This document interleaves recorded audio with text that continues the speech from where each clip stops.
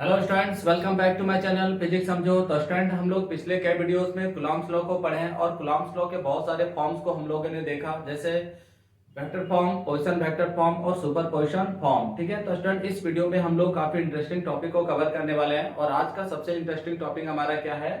Charge distribution. ठीक है, तो चलिए स्टूडेंट स्टार्ट करते हैं। चार्ज डिस्ट्रीब्यूशन की what is a charge distribution, charge distribution होता क्या है? ठीक है, तो चार्ज डिस्ट्रीब्यूशन का मतलब क्या है? तो चार्ज डिस्ट्रीब्यूशन का मतलब है कि मान लीजिए हमारे पास कोई एक बॉडी है, तो उस बॉडी के अलग अलग पोजीशन पे, अलग अलग पॉइंट पे जो चार्ज का डिस्ट्रीब्यूशन होता है ना, यानी जो चार्ज पाया जाता है वो अलग अलग पाया जाता है। ठीक है स्टूडेंट, यानी हम या फिर बोल सकते हैं collection of charge. Clear student, जैसे मान लीजिए हमारे पास एक बॉडी है, ठीक है, अब इस बॉडी के अलग अलग पॉइंट पे जो चार्ज का कलेक्शन होता है वो क्या होता है? अलग अलग होता है। ठीक है, तो अब हम कैसे फाइंड करेंगे कि इस बॉडी के किस पॉइंट पे चार्ज का कलेक्शन ज्यादा है, किस पॉइंट पे चार्ज का कलेक्शन कम है? ये हमको कैसे पता चलेगा? ठीक है, तो इसके लिए हम लोग को एक वर्ड समझना पड़ेगा और वो हमारा वर्ड है रेडियस ऑफ कर्वेचर। ठीक है, अगर हम ये वर्ड को समझ जाते हैं तो फिर हम पता कर सकते हैं कि इस बॉडी के किस पॉइंट पे चार्ज का डिस्ट्रीब्यूशन कितना है, यानी किस पॉइंट पे चार्ज का डिस्ट्रीब्यूशन ज्यादा है, किस पॉइंट पे चार्ज का डिस्ट्रीब्यूशन कम है। ठीक है, तो चलिए समझते हैं रेडियस ऑफ कर्वेचर। तो स्टूडेंट, हम लोग इस बॉडी में दो तीन पॉइंट ले लेते हैं। जैसे मान लीजिए एक पॉइंट ले लिए ए, दूसरा बी, ठीक है, एक पॉइंट ले ले रहे हैं सी और एक पॉइंट हम लोग ले ले रहे हैं डी। ठीक है, अब हम लोग क्या करते हैं स्टूडेंट, ये जो पॉइंट सी है यहाँ पे हम लोग एक छोटा सा पार्ट कट करते हैं और ये जो छोटा सा पार्ट है इसको हम लोग बाहर निकाल लेते हैं। ठीक है, अब देखिए ये जो छोटा सा पार्ट है हम इसको एज्यूम करते हैं कि ये सर्कल का क्या है? छोटा सा पार्ट है। ठीक है, इसका मतलब है कि इस पार्ट को लेके हम लोग एक सर्कल क्या कर सकते हैं? ड्रॉ कर सकते हैं। तो हम लोग क्या किए? इस पॉइंट को लेके एक सर्कल ड्रॉ किए। ठीक है, अब देखिए इस सर्कल का कोई कुछ ना कुछ रेडियस होगा, है ना। मान ले रही है रेडियस कितना है? r1 है। तो ये जो इस सर्कल का रेडियस है, इस रेडियस को इस सर्कल का क्या बोलते हैं? रेडियस ऑफ कर्वेचर बोलते हैं। ठीक है, हम लोगों ने एक जो पॉइंट ए है, इस पॉइंट का एक छोटा सा पार्ट को लिया और इस छोटे से पार्ट को क्या किया? हम लोगों ने बाहर निकाल लिया। ठीक है, अब इस छोटे से पार्ट को लेके हम लोग एक सर्कल ड्रॉ कर सकते हैं। तो हम लोगों ने इस पार्ट को लेके एक सर्कल ड्रॉ किया तो छोटा सा एक सर्कल बना। अब इस सर्कल का अपना क्या होगा? एक रेडियस होगा, उसका नाम क्या दे दिए? r2। ठीक है, तो ये जो r2 है वो इस सर्कल का क्या कहलाता है? Radius of curvature. Clear student, तो इस तरह से हम हर एक पॉइंट का क्या कर सकते हैं? रेडियस ऑफ कर्वेचर फाइंड कर सकते हैं कि किस पॉइंट पे रेडियस ऑफ कर्वेचर ज्यादा है और किस पॉइंट पे रेडियस ऑफ कर्वेचर कम है। ठीक है, तो देखिए यहाँ पे अगर हम लोग लेके ड्रॉ किए तो ऐसा एक सर्कल बना, है ना। ये रेडियस मान ले रहे हैं r1, यहाँ पे किए तो बहुत ही छोटा सा एक सर्कल बना। ठीक है, इसका रेडियस मान ले रहे हैं r2। यहाँ पे भी ड्रॉ किए तो थोड़ा सा बड़ा बना। ठीक है, यहाँ पे ड्रॉ कर रहे हैं तो थोड़ा बहुत बड़ा बन रहा है। क्लियर फ्रेंड, तो इस तरह से अलग अलग पॉइंट पे जो रेडियस ऑफ कर्वेचर होगा वो क्या होगा? अलग अलग होगा। ठीक है, तो हम लोग किसी भी पॉइंट का रेडियस ऑफ कर्वेचर इस तरह से फाइंड कर सकते हैं। ठीक, चलिए तो आगे देखते हैं कि रेडियस ऑफ कर्वेचर से हमको फायदा क्या होगा। तो देखिए क्या बोलता है चार्ज डिस्ट्रीब्यूशन की, चार्ज डिस्ट्रीब्यूशन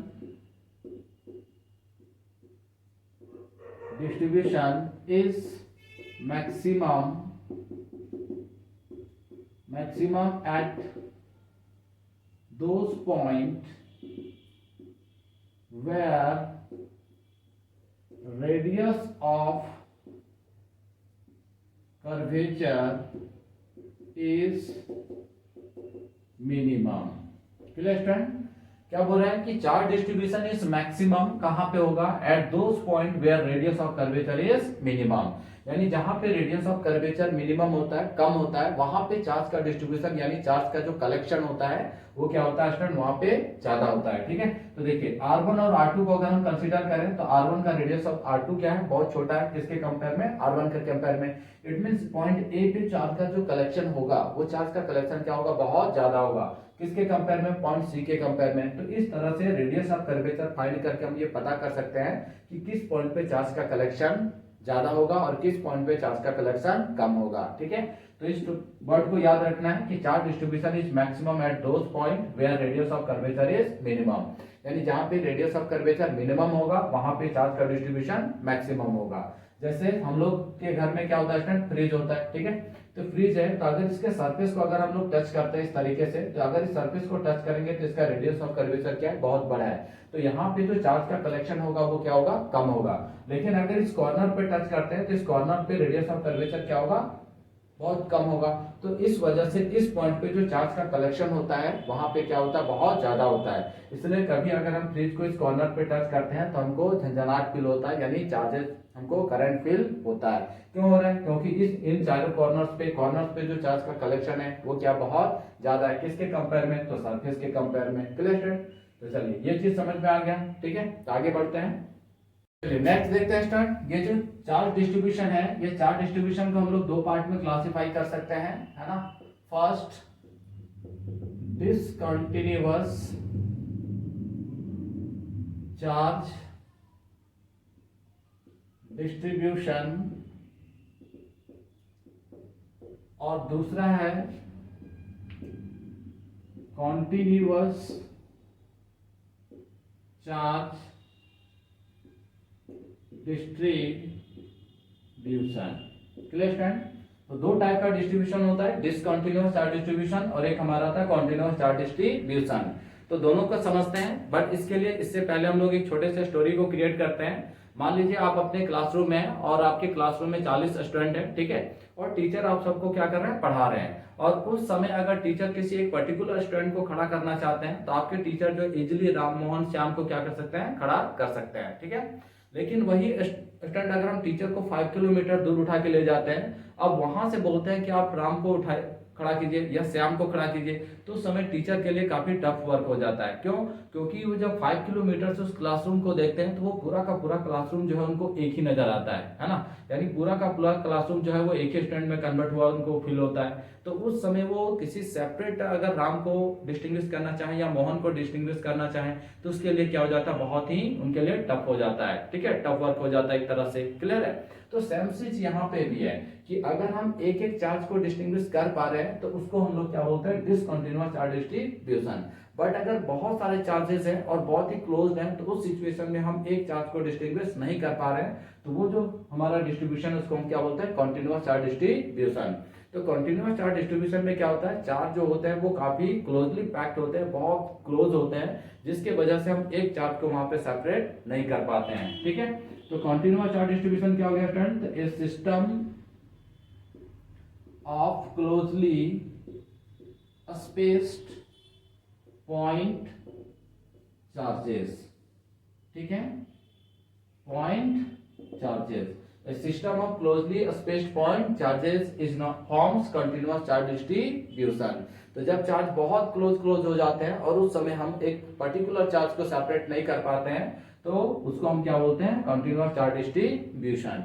अब देखिए ये जो कंटिन्यूअस चार्ज डिस्ट्रीब्यूशन वर्ड है, इसको एक्सप्लेन करने के लिए हम लोग एक वर्ड यूज करते हैं, टर्म यूज करते हैं, है ना। उसको हम लोग क्या बोलते हैं, चार्ज डेंसिटी। ठीक है, अब ये चार्ज डेंसिटी का मतलब क्या होता है, तो चार्ज डेंसिटी का मतलब होता है चार्ज पर यूनिट डायमेंशन। क्या होता है, चार्ज पर यूनिट डायमेंशन। अब डायमेंशन का मतलब यहाँ पे क्या है, तो डायमेंशन का मतलब है शेप, है ना। यानी चार्ज का जो डिस्ट्रीब्यूशन है वो किस किस टाइप के शेप में हो सकता है, उसी को हम लोग क्या बोलते हैं, चार्ज डेंसिटी, है ना। तो चार्ज डेंसिटी का मतलब क्या हो गया, चार्ज पर यूनिट डायमेंशन। यानी अगर वायर है तो उस वायर के यूनिट लेंथ में कितना चार्ज का डिस्ट्रीब्यूशन है। अगर हम वॉल्यूम ले रहे हैं तो वॉल्यूम के यूनिट वॉल्यूम में कितना चार्ज का डिस्ट्रीब्यूशन है। ठीक है, अगर हम सरफेस ले रहे हैं तो यूनिट सरफेस में कितना चार्ज का डिस्ट्रीब्यूशन है, उसी को हम लोग क्या बोलते हैं, चार्ज डेंसिटी। ठीक है, तो देखिए ये जो कंटिन्यूअस चार्ज डिस्ट्रीब्यूशन है, अगेन इस कंटिन्यूअस चार्ज डिस्ट्रीब्यूशन को हम लोग 3 पार्ट में क्लासिफाई करते हैं और 1 बाय 1 उन तीनों डिस्ट्रीब्यूशंस को हम लोग पढ़ते हैं। ठीक है, तो चलिए आगे बढ़ते हैं। चलिए तो नेक्स्ट देखते हैं स्टूडेंट, कंटिन्यूअस चार्ज डिस्ट्रीब्यूशन। तो कंटिन्यूअस चार्ज डिस्ट्रीब्यूशन जो है वो 3 तरीके के होते हैं, एक linear charge distribution, surface charge distribution और वॉल्यूम चार्ज डिस्ट्रीब्यूशन। ठीक है, तो लीनियर चार्ज डिस्ट्रीब्यूशन का मतलब क्या है, तो अगर चार्ज का डिस्ट्रीब्यूशन या कलेक्शन जो है किसी वायर में है या फिर रिंग में है, ठीक है, यानी वन डायमेंशनल ऑब्जेक्ट में है, तो उसको हम लोग क्या बोलते हैं, लीनियर चार्ज डिस्ट्रीब्यूशन। दूसरा है सरफेस चार्ज डिस्ट्रीब्यूशन, जब चार्ज का डिस्ट्रीब्यूशन किसी शीट में है ना, या फिर सर्कुलर डिस्क में है, तो वैसे डिस्ट्रीब्यूशन को हम लोग क्या बोलते हैं, surface charge distribution. It means 2 dimensional object में। ठीक है, थर्ड है वॉल्यूम चार्ज डिस्ट्रीब्यूशन। तो वॉल्यूम चार्ज डिस्ट्रीब्यूशन मतलब क्यूबॉइड, क्यूब या फिर स्फीयर में अगर चार्ज का डिस्ट्रीब्यूशन है, यानी 3 डायमेंशनल ऑब्जेक्ट में तो वैसे डिस्ट्रीब्यूशन को हम क्या बोलेंगे, वॉल्यूम चार्ज डिस्ट्रीब्यूशन। ठीक है, तो तीनों को हम लोग वन बाय वन देखने वाले हैं। तो सबसे पहले हम लोग किसको देखेंगे, लीनियर चार्ज डिस्ट्रीब्यूशन को। क्लियर फ्रेंड, तो चलिए लीनियर चार्ज डिस्ट्रीब्यूशन को स्टार्ट करते हैं और अभी इन दोनों को यहां से हटाते हैं। ठीक है, देखिए तो लीनियर चार्ज डिस्ट्रीब्यूशन, तो अभी हम लोग क्या पढ़े कि लीनियर चार्ज डिस्ट्रीब्यूशन का मतलब क्या है कि चार्ज का डिस्ट्रीब्यूशन जो है किसी वायर में होगा। जैसे मान लीजिए हमारे पास कोई एक वायर है और इस वायर में क्या है, चार्ज का डिस्ट्रीब्यूशन है। ठीक है, या फिर एक रॉड भी हो सकता है, उस रॉड में भी चार्ज का डिस्ट्रीब्यूशन हो सकता है, या फिर कोई रिंग है तो उस रिंग में अगर चार्ज का डिस्ट्रीब्यूशन है तो वैसे डिस्ट्रीब्यूशन को हम लोग क्या बोलते हैं, लीनियर चार्ज डिस्ट्रीब्यूशन। ठीक है, ये हमारा क्या हो गया, रॉड हो गया, ये हमारा वायर हो गया और ये हमारा क्या हो गया, रिंग। तो अगर इस तरह के वन डायमेंशनल ऑब्जेक्ट में अगर हमारा चार्ज का डिस्ट्रीब्यूशन है तो उसको हम लोग बोलते हैं linear charge distribution. It means when the charge is distributed along a line, then the charge distribution is called linear charge distribution। Clear friend, उसको हम लोग क्या बोलते हैं, लीनियर चार्ज डिस्ट्रीब्यूशन। अब देखिए ये जो लीनियर चार्ज डिस्ट्रीब्यूशन है इसको एक्सप्लेन करने के लिए जो हम लोग टर्म यूज करते हैं उस टर्म को हम लोग क्या बोलते हैं, लीनियर चार्ज डेंसिटी। ठीक है, उसको हम लोग क्या बोलते हैं, लीनियर चार्ज डेंसिटी, और इसको डिनोट किससे करते हैं, लैम्डा से। यानी लीनियर चार्ज डेंसिटी का मतलब, तो चार्ज डेंसिटी का मतलब क्या होता है, चार्ज पर यूनिट वॉल्यूम। तो यहाँ पे चार्ज पर यूनिट डायमेंशन, तो डायमेंशन यहाँ पे क्या है, वायर है, यानी लेंथ का बात कर रहे हैं। तो यहाँ पे इसका डेफिनेशन क्या हो जाएगा, चार्ज पर यूनिट लेंथ। ठीक है, चार्ज पर यूनिट लेंथ, यानी therefore lambda equal to Q upon L, है ना, lambda equal to Q upon L.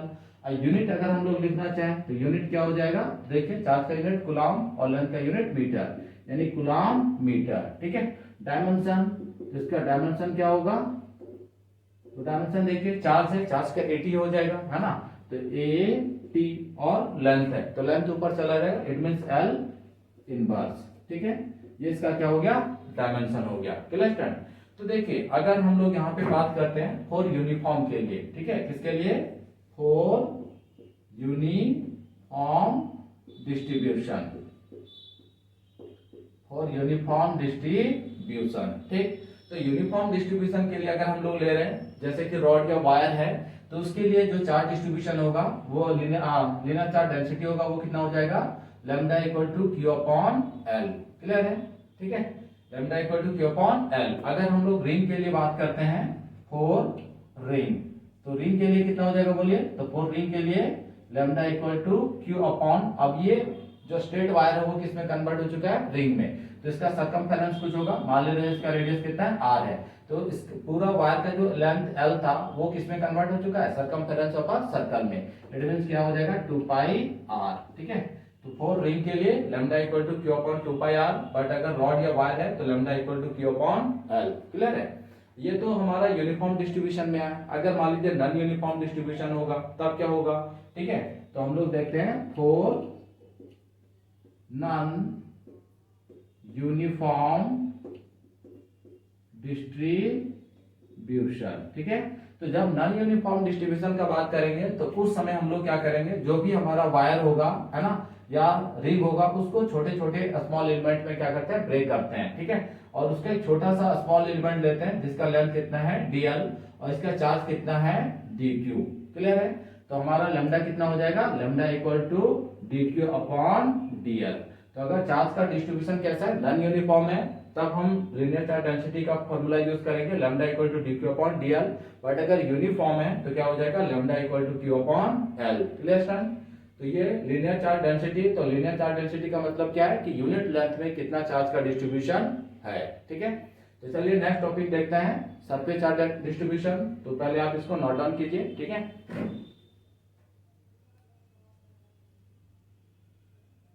चलिए नेक्स्ट देखते हैं स्टूडेंट सरफेस चार्ज डिस्ट्रीब्यूशन। तो सरफेस चार्ज डिस्ट्रीब्यूशन क्या है, तो मान लीजिए हमारे पास कोई एक शीट है ना, और इस शीट में क्या है, चार्ज का डिस्ट्रीब्यूशन है। ठीक, तो जब चार्ज का डिस्ट्रीब्यूशन शीट में हो यानी टू डायमेंशनल ऑब्जेक्ट में हो, या फिर हम लोग मान ले रहे हैं एक डिस्क है, ये हमारा क्या है डिस्क, ये हमारा शीट है। ठीक है, तो अगर डिस्क में चार्ज का डिस्ट्रीब्यूशन है तो उस डिस्ट्रीब्यूशन को हम लोग क्या बोलते हैं, सरफेस चार्ज डिस्ट्रीब्यूशन। ठीक है, यानी when the charge is distributed over the surface, distributed over the surface, then the charge distribution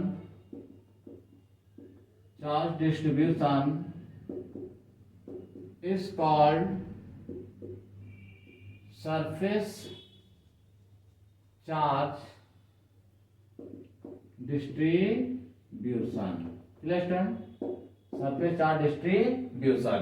अब ये जो सरफेस चार्ज डिस्ट्रीब्यूशन है, इसको एक्सप्लेन करने के लिए जो हम टर्म यूज करते हैं, उस टर्म को हम लोग क्या बोलते हैं, तो सरफेस चार्ज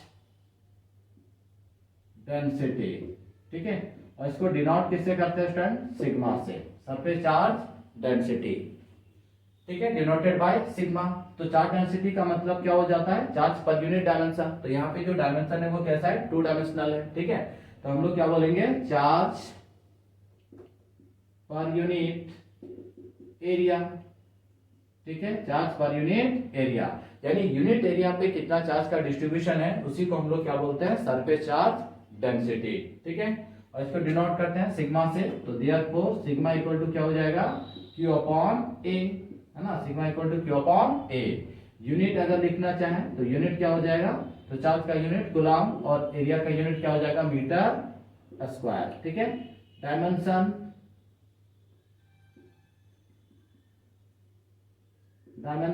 अगर डायमेंशन लिखेंगे चार्ज का 80 और एरिया का क्या हो जाएगा, L स्क्वायर, ऊपर चला जाएगा, 80 मींस L इनवर्स 2। ठीक है, ये इसका डायमेंशन आ गया। ठीक है स्टूडेंट, क्लियर है? अब देखिए यूनिफॉर्म के लिए अगर हम लोग लिखना चाहें तो फॉर यूनिफॉर्म चार्ज डिस्ट्रीब्यूशन, है ना, चार्ज का डिस्ट्रीब्यूशन कैसा है, यूनिफॉर्म है, तो फॉर्मूला क्या हो जाएगा, sigma equal to Q upon A। Clear है? बट अगर हम लोग लिखना चाहें for non uniform charge distribution, तो नॉन यूनिफॉर्म चार्ज डिस्ट्रीब्यूशन के लिए हम लोग क्या लिखेंगे, तो सिग्मा इक्वल टू, इसका एक छोटा सा पार्ट हम लोग कंसीडर करेंगे, है ना, जिसका एरिया कितना होगा, बहुत ही छोटा dA, और चार्ज कितना होगा, बहुत ही कम dQ, है ना। तो सिग्मा इक्वल टू क्या हो जाएगा, dQ अपॉन dA। ये फॉर्मूला कब यूज करेंगे, जब हमारा चार्ज का डिस्ट्रीब्यूशन कैसा होगा, नॉन यूनिफॉर्म होगा, यानी कहीं पे कम कहीं पे ज्यादा। बट अगर सब जगह सेम चार्ज अगर है तो उस समय हमारा फॉर्मूला क्या होगा, sigma equal to Q upon A। Clear friend? तो ये हमारा सरफेस चार्ज डिस्ट्रीब्यूशन। नेक्स्ट देखते हैं हम लोग वॉल्यूम चार्ज डिस्ट्रीब्यूशन। तो आप पहले इसको नोट डाउन कीजिए। तो नेक्स्ट देखते हैं स्टूडेंट वॉल्यूम चार्ज डिस्ट्रीब्यूशन। तो वॉल्यूम चार्ज डिस्ट्रीब्यूशन क्या है, तो मान लीजिए हमारे पास एक स्फीयर है ना, और इस स्फीयर में क्या है, चार्ज का डिस्ट्रीब्यूशन है। ठीक है, ये क्या है, हमारा स्फीयर है, या फिर हम लोग एक क्यूब ले लेते हैं, हमारा क्यूब। ठीक है, तो इसमें चार्ज का डिस्ट्रीब्यूशन है, मतलब ये क्या है, थ्री डायमेंशनल ऑब्जेक्ट। तो थ्री डायमेंशनल ऑब्जेक्ट में अगर चार्ज का डिस्ट्रीब्यूशन होता है तो उसको हम लोग क्या बोलते हैं, volume charge distribution. Clear friend? It means when the charge is distributed over the volume, then the charge distribution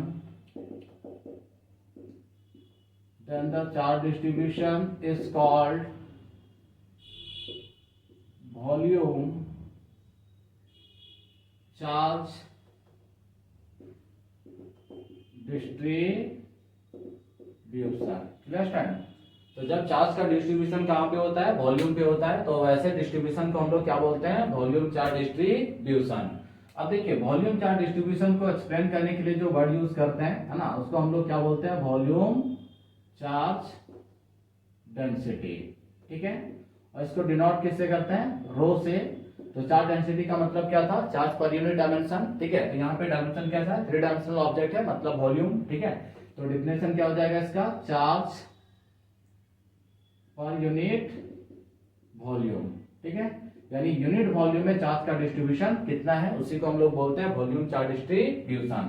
तो therefore sigma rho equal to क्या हो जाएगा, Q अपॉन V। ठीक है, Q अपॉन V। यूनिट क्या हो जाएगा, तो unit equal to coulomb per metre cube. और डायमेंशन की अगर हम लोग बात करें तो डायमेंशन कितना हो जाएगा, चार्ज का 80 और वॉल्यूम है तो L3, है ना, यानी L इनवर्स 3। ये हमारा क्या हो गया, डायमेंशन हो गया। क्लियर है। अब देखते हैं फॉर यूनिफॉर्म चार्ज डिस्ट्रीब्यूशन। ठीक है, तो यूनिफॉर्म चार्ज डिस्ट्रीब्यूशन अगर होगा तो क्या हो जाएगा बोलिए, तो rho equal to Q by V। ठीक है, बट अगर हम इसके लिए बात करते हैं, किसके लिए, स्फीयर के लिए, इसका रो क्या हो जाएगा, Q by 4/3 pi r cube. Clear है, क्योंकि इसका वॉल्यूम कितना होता है, 4/3 पाई आर क्यू, है ना, तो रो कितना हो जाएगा, Q by 4/3 pi r cube. But अगर फॉर नॉन यूनिफॉर्म अगर डिस्ट्रीब्यूशन है, ठीक है, तो नॉन यूनिफॉर्म अगर डिस्ट्रीब्यूशन होगा तो रो इक्वल टू क्या हो जाएगा, तो dq अपॉन dv हो जाएगा, है ना, बहुत छोटा सा चार्ज और बहुत छोटा सा वॉल्यूम लेंगे। क्लियर फ्रेंड, तो ये था हमारा वॉल्यूम चार्ज डिस्ट्रीब्यूशन। तो नेक्स्ट जो वीडियो होगा उसमें हम लोग पढ़ेंगे electrostatic force due to charge distribution, यानी चार्ज डिस्ट्रीब्यूशन की वजह से इलेक्ट्रोस्टैटिक फोर्स कितना होगा। क्लियर फ्रेंड, चलिए तो आप इसको नोट डाउन कर लीजिए।